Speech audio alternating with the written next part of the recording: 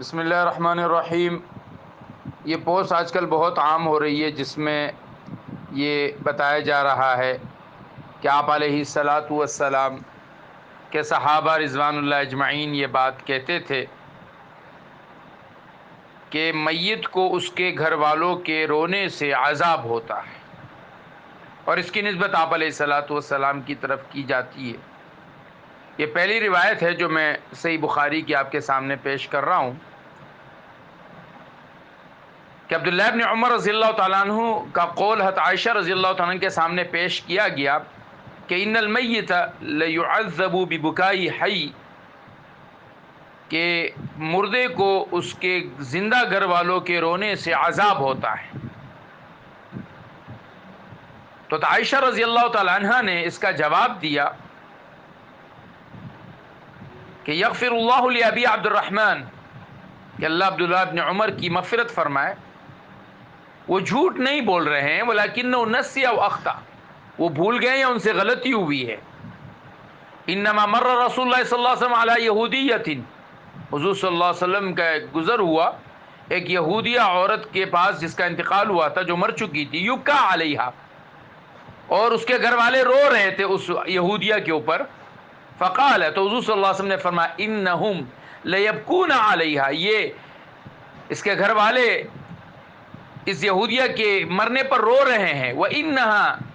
لَتُعَذَّبُ فِي قَبْرِهَا، اس کو اس کے قبر میں عذاب ہو رہا ہے۔ مطلب یہ کہ وہ ایک کافرہ عورت تھی اور اس کی کفر کی وجہ سے اس کو عذاب ہو رہا ہے، اور یہ اس کے اوپر رو رہے ہیں۔ دوسری روایت جو ہے وہ یہ ہے کہ عمر رضی اللہ تعالیٰ عنہ کو جب زخمی کیا گیا تو صہیب جو ہے وہ روتے ہوئے ان کے پاس آئے اور یوں کہنے لگے واہ خواہ، او میرے بھائی، واہ صاحبہ، او میرے ساتھی۔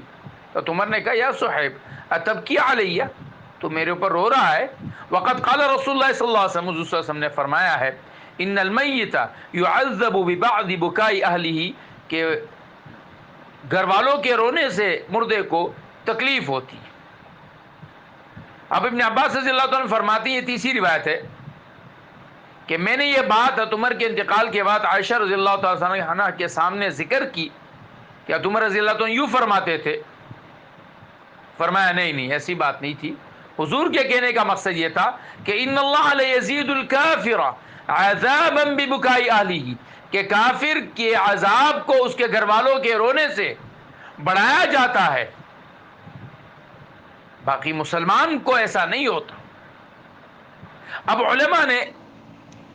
ان دونوں روایتوں میں تطبیق یوں کی ہے کہ اگر کوئی مسلمان ہے، اور جیسے مشرکین کے ہاں عادت تھی عرب میں کہ وہ باقاعدہ اس کے مردے کے پیچھے جو ہے وہ لوگ کو رلاتے تھے، نوحہ کرنے والے آتے تھے، اور اسی طرح سے وصیت کی جاتی تھی کہ میرے پیچھے جو ہے وہ ایسے ایسے لوگ جائیں کہ جو اچھی طرح روئیں، لوگوں کو رلائیں۔ تو فرمایا یہ شخص جو ہے اس کو عذاب دیا جائے گا،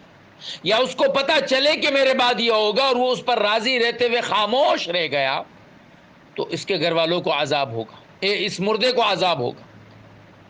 ورنہ تو اس سے عمومی عذاب مراد نہیں۔